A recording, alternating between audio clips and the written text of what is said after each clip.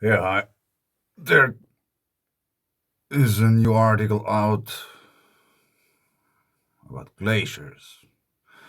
Malaspina Glacier, world's largest Piedmont glacier, surges approximately every 10 years by the University of Alaska Fairbanks. Understanding the surges and retreats of Alaska's Malaspina Glacier is key if climate change models are to be applied to the glacier with confidence.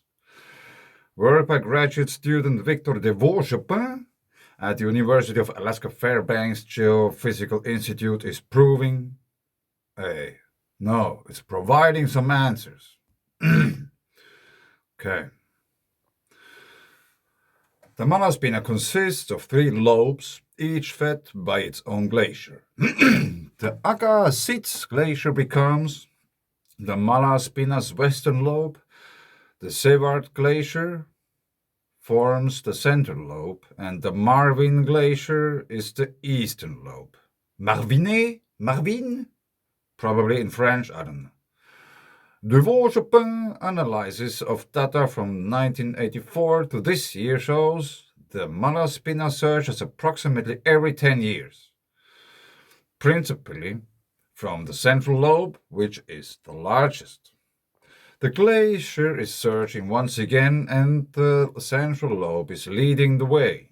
Our goal is to be able to model the glacier, to put simulations of climate change on it to assess how much it might melt and retreat over the coming decades. Decades? said de Vauchepin, who is working under guidance of physics professor Martin Truffer of the Geophysical Institute Snow, Ice and Permafrost Group. To do that, we need to understand it. And one of the first steps is to look at it from satellite images to understand how it flows. He has divided the glacier into zones based on ice velocity, direction, and tributary glaciers of origin, and has also identified potential local triggers that could lead to the glacier's retreat. Study of the glacier is important for the climate change analysis because the Malaspina is the world's largest Piedmont glacier, a type of glacier in which the flow spills from a narrow valley into a flat plain and spreads out like a fan. Where is the pile? Malaspina Glacier covers about 1,500 square miles and is easily accessible to researchers. Many other Piedmont glaciers are in Antarctica and Greenland and not readily accessible.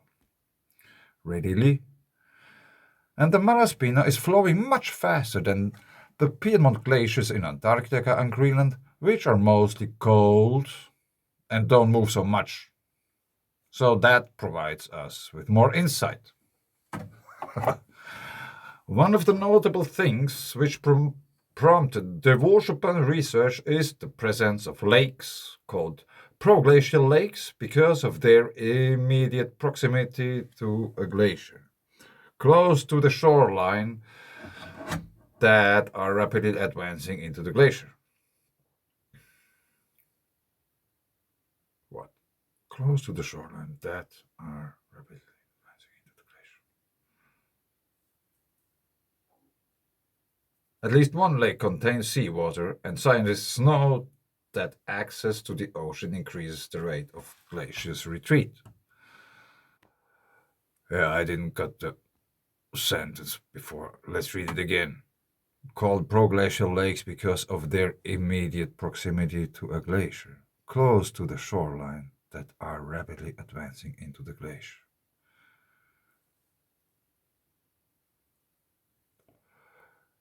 What? The shoreline is rapidly advancing into the glacier.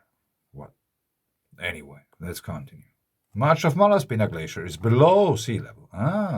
Meaning an advancing proglacial lake of seawater could be carving a path from the ocean to enter the depression left when the glacier eventually retreats. How is there a depression left when the glacier retreats? Did it eat it up, all the rocks? What it means is that it's really a sitting duck for climate change, the Watervulcanos, and that has implications for the landscape, for the local ecosystem, and for the local population and businesses. The glacier is just 38 miles across Yakutat Bay from the city of Yakutat and is located mostly in Wrangell, St. Elias National Park and Preserve. Yakutat residents use land in front of the Malaspina Glacier for hunting and recreation, and some tour businesses operate in the area. So this was the article. Okay, we went over to Google Earth. The city and borough of Yakutat is a borough in the United States. Juneau, Anchorage, Skagway. Elevation 21 meters.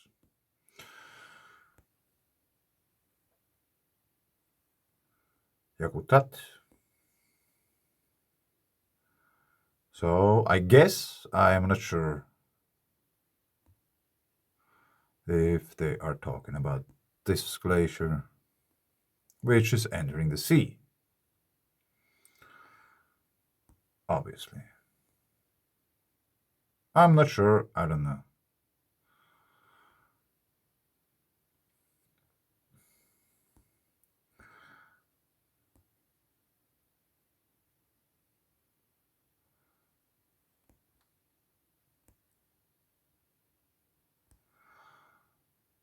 But anyway, let's follow at least to one of those starting points of the glacier.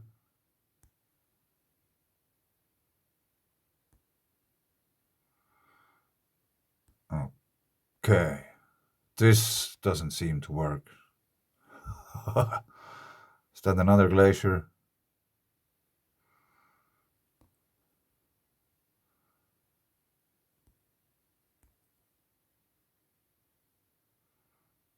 Yeah, we don't have too good resolution here. But anyway,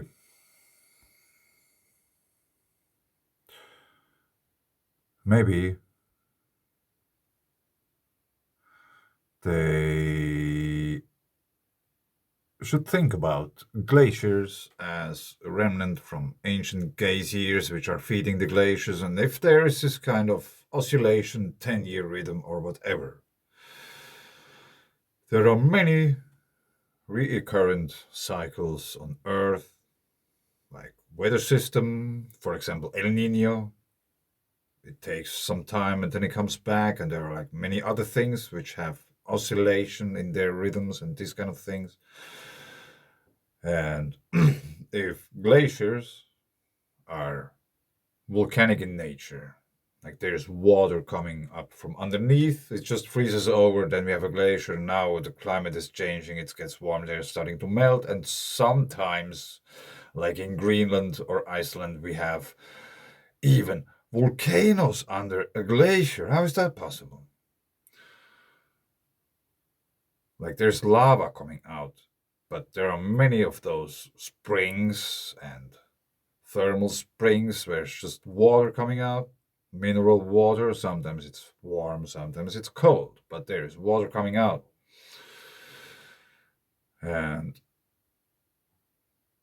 is there any possibility that there would be this kind of whatever groundwater oscillation creating this glacial retreat system there in Canada or wherever we are? Might be Canada, I don't know. Might be America. But I want to point out also those really nice dendritical patterns we find all over the place.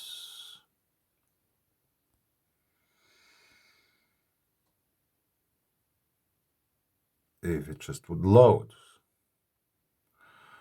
Do you think A glacier is able to produce these kind of repetitive patterns,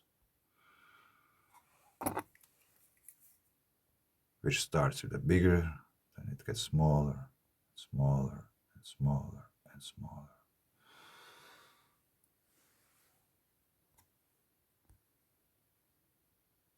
Do you really think glaciers do these kind of things?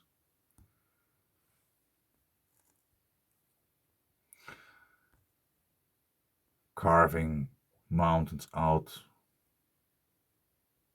at a sky peak. Let's check out if there's another example for that.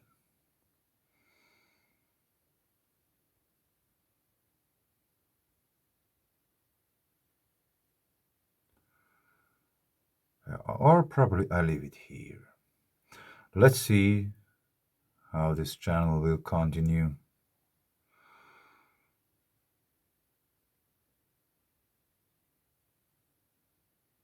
There's probably something coming up.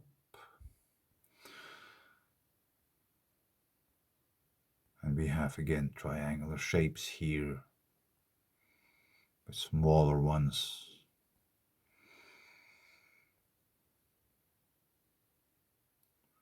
Really nicely stacked on top of each other through electrical. What was it? Magnetical separation. The same principle which is used in industrial processes to separate different materials from each other with the help of electricity and magnetics.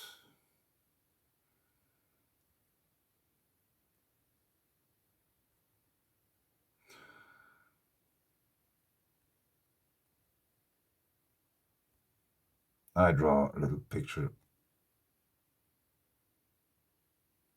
Yeah, this should be a volcano.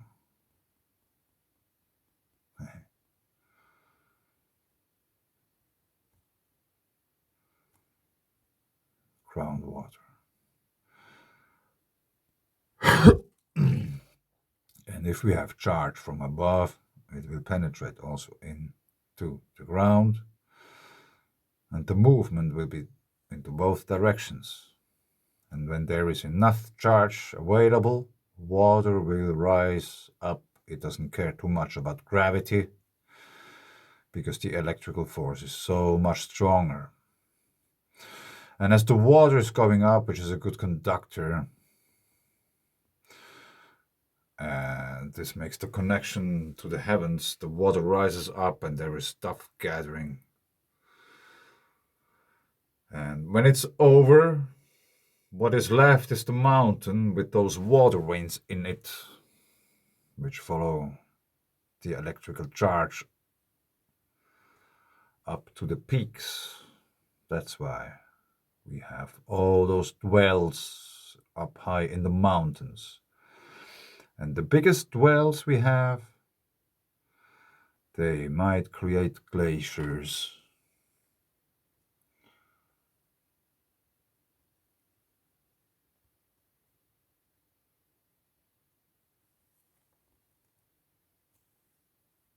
Oh no. What happened? Here it is.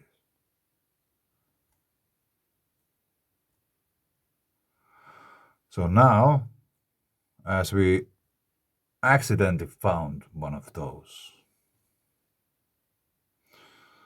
this might continue downwards quite deep, and it could be that one day there's water coming out.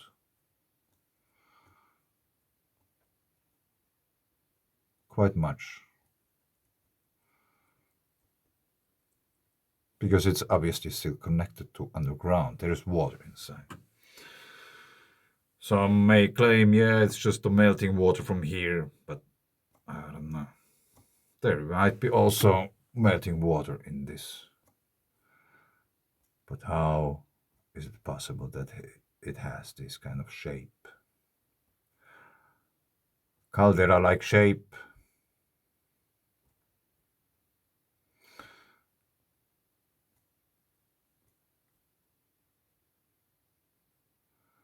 There seems to be a whole water system up there. Maybe also peat.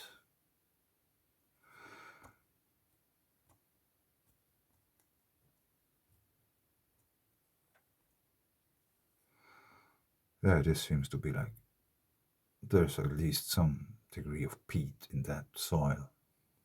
Now we don't have any more. But we can follow the water vein.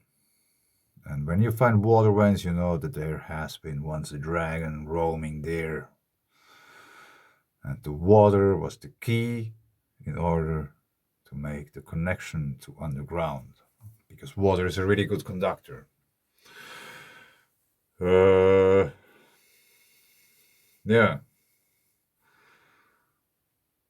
It is the silence before the storm. Let's see how how it goes.